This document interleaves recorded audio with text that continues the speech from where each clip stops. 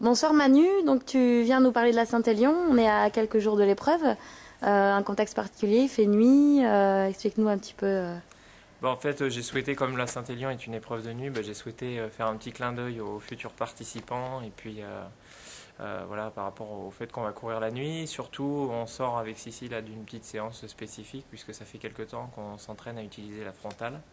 Donc voilà, je sors juste de la séance, je suis encore tout transpirant, c'est juste pour montrer, voilà, faire un petit clin d'œil que la Saint-Élion ça se prépare et ça se prépare aussi la nuit.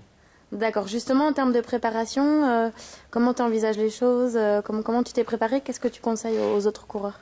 C'est assez simple en fait. Là, après les Templiers, j'ai pris une semaine de récup, ce que je conseille à tout le monde, d'arriver quand même relativement frais au début de la prépa. Et puis après, j'ai enchaîné quand même un gros volume au niveau du kilométrage.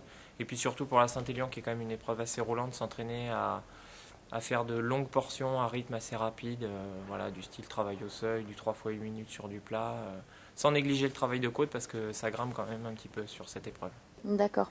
Au niveau récup cette dernière semaine, des conseils, des habitudes peut-être? Des conseils, oui, moi je vais baisser légèrement le kilométrage. J'ai essayé déjà de bien baisser ces derniers temps, après une grosse semaine la semaine dernière. Voilà, ce que je conseille, c'est surtout d'accumuler beaucoup de sommeil, parce qu'on part à minuit et ça va se terminer à 5, 6, 7, 8 heures, voire beaucoup plus pour certains, du matin. Ça veut dire une nuit blanche et il faut vraiment avoir le maximum de capital de sommeil. Donc là, la dernière semaine est vraiment destinée à bien récupérer à ce niveau-là. Évidemment, faire le plein de carburant, une bonne assiette de pâtes tous les soirs, limiter le kilométrage, garder de l'influx. Et le dernier jour avant la course aussi, garder le maximum d'énergie et pas hésiter à faire une petite sieste. Le matériel, donc très important, comment tu t'organises toi? Alors le matériel, ça va être assez simple. On a des conditions atmosphériques qui sont souvent compliquées sur cette course. Donc moi personnellement j'ai un petit coupe-vent que j'aime bien mettre ou remettre pendant la course. Je vais essayer si je peux de partir léger en dessous ou alors avec un manche longue. Ça c'est la première chose. Ensuite au niveau du matériel, je vais utiliser un porte-bidon puisque je vais changer de bidon à chaque ravitaillement. Ce sera sûrement un porte-bidon simple mais avec grand bidon. Voilà, et puis pour certains autres, je conseille de prendre le camel et de changer ou de remplir à mi-course à Sainte-Catherine. Voilà. Et après, pour le reste, les chaussures, je vais prendre des chaussures assez légères quand même.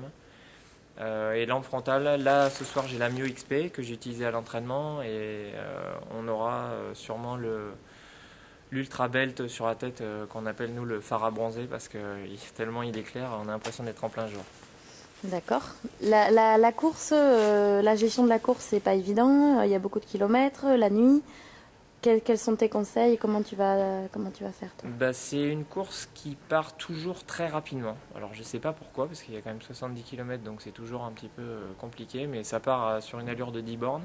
Donc évidemment, je conseille de ne pas partir comme un fou, parce que c'est des efforts qu'on paye toujours en fin de course. Il y en a beaucoup qui s'y sont cassés les dents, donc je conseille au moins jusqu'au premier talus, la première bosse, au 6-7e kilomètre, de partir tranquillement.